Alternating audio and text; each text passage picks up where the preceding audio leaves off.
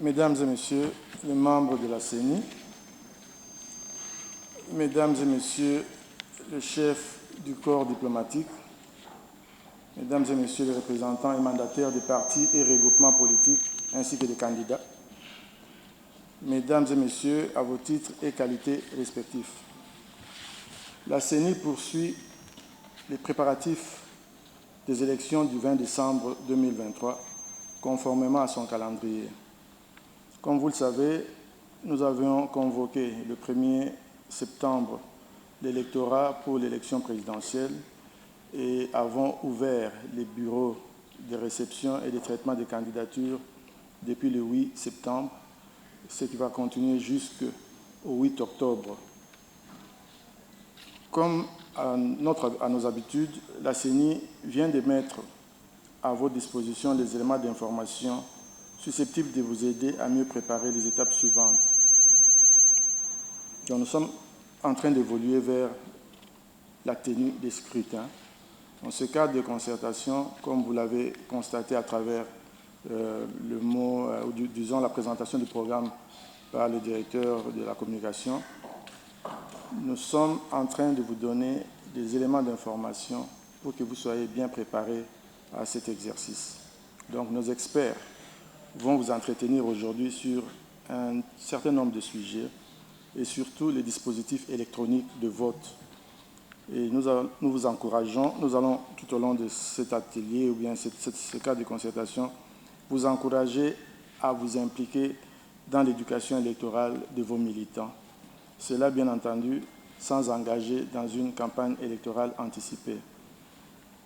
Je dois reconnaître que nous avons connu un retard, notamment dans la publication de la liste définitive des députés nationaux et la liste provisoire des candidats députés provinciaux et communaux.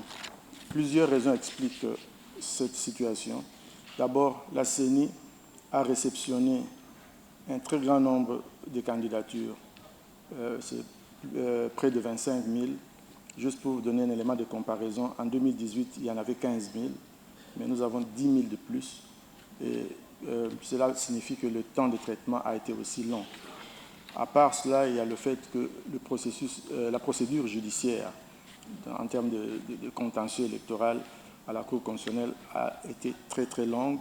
Et il y a eu à peu près 250 arrêts de nature diverse que la CENI est tenue de prendre en considération dans l'établissement des listes définitives. J'aimerais rassurer les représentants des partis et regroupements politiques ainsi que les candidats qui sont les premiers bénéficiaires de ce travail de la CENI que ce report n'engendre aucune conséquence grave sur le calendrier électoral. Durant cette phase électorale, la centrale électorale veut faciliter une meilleure inclusion et représentation des sensibilités politiques de la RDC, mais aussi accorder en même temps les mêmes chances à tous les compétiteurs. La CENI est consciente qu'elle est engagée dans une course contre la montre qui ne sacrifie pas la qualité du travail à fournir pour la tenue effective des élections selon les délais constitutionnels.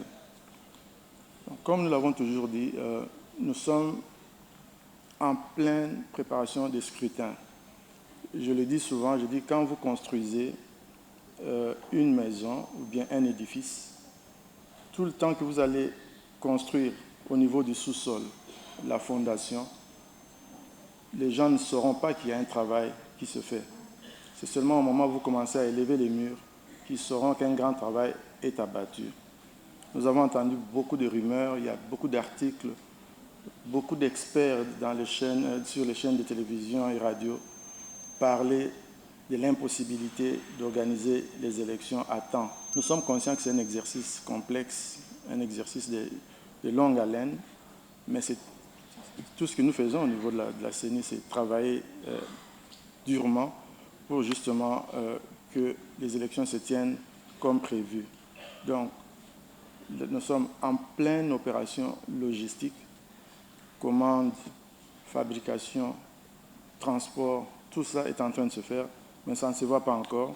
J'aimerais vraiment rassurer les candidats, aussi bien indépendants que les candidats des partis politiques et regroupements politiques, bien entendu, que le temps que nous prenons, c'est justement pour avoir des élections de qualité et les préparatifs sont très avancés. Donc, soyez rassurés que les murs vont s'élever bientôt et vous pourrez admirer la beauté de l'ouvrage. L'apport de tous est vivement souhaité et je vous remercie et vous souhaite des fructueux échanges. Merci.